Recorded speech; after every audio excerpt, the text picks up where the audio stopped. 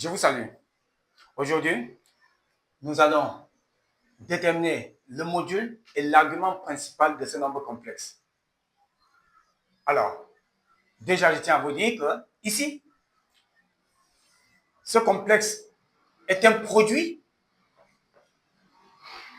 de plusieurs nombres complexes.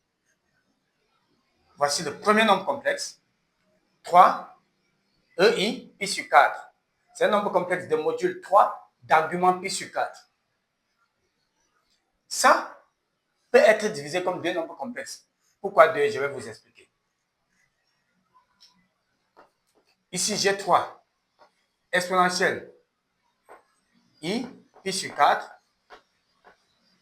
fois. Vous allez constater que ça, c'est I cosinus pi sur 4 plus sinus pi sur 4. Or, un nombre complexe s'écrit, si c'est sous forme trigonométrique par exemple, c'est module sur le complexe Z, c'est module de Z fois cosinus de l'angle.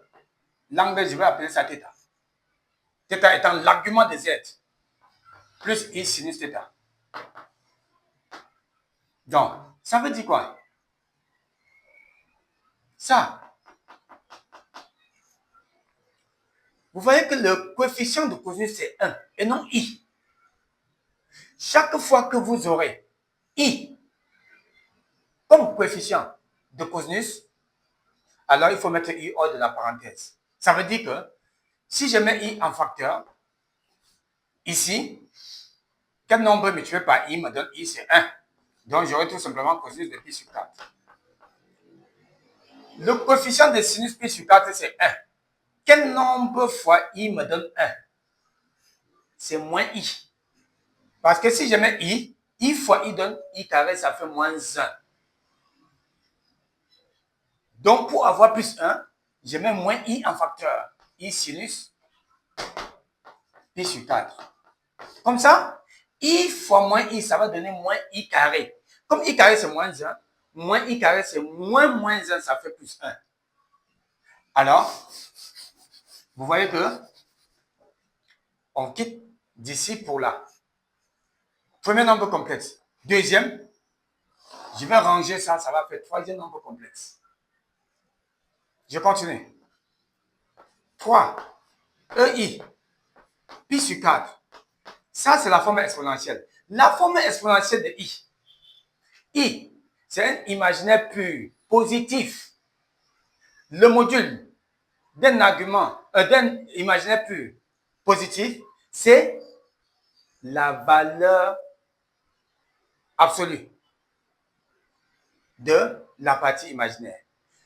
Je dis tout à l'heure, si c'est un imaginaire pur, positif, le module, c'est la partie imaginaire et l'argument, c'est pi sur 2. Si c'est un imaginaire pur négatif, le module, c'est l'opposé de la partie imaginaire. C'est-à-dire, si par exemple c'est moins 2i, le module de moins 2i, c'est valeur absolue de moins 2, c'est-à-dire moins 2, ça fait plus 2, puisque le module est toujours positif. Et l'argument sera moins pi sur 2. Donc, imaginaire pur, module, valeur absolue de la partie imaginaire, argument, pi sur 2. Si c'est un imaginaire pur positif, moins pi sur 2, si c'est un imaginaire pur négatif. Donc, ici, 1 fois I, c'est I. Donc, 1, c'est le module et l'argument pi sur 2. Donc, la forme exponentielle de I, c'est 1, qui est le module, fois EI, l'argument pi sur 2.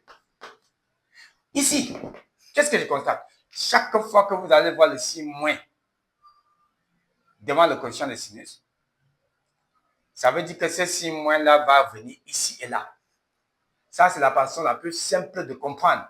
Mathématiquement, ça veut dire quoi? Suivez très bien. La fonction cosinus est une fonction paire. Ça veut dire quoi? Le cosinus d'un angle est égal au cosinus de son opposé. Vous ne faites cette opération que quand il y a le signe moins. Si c'était le signe plus, là, ce complexe a pour module 1 l'argument pi sur 4. Mais c'est moins. Or, on doit toujours avoir le signe plus ici.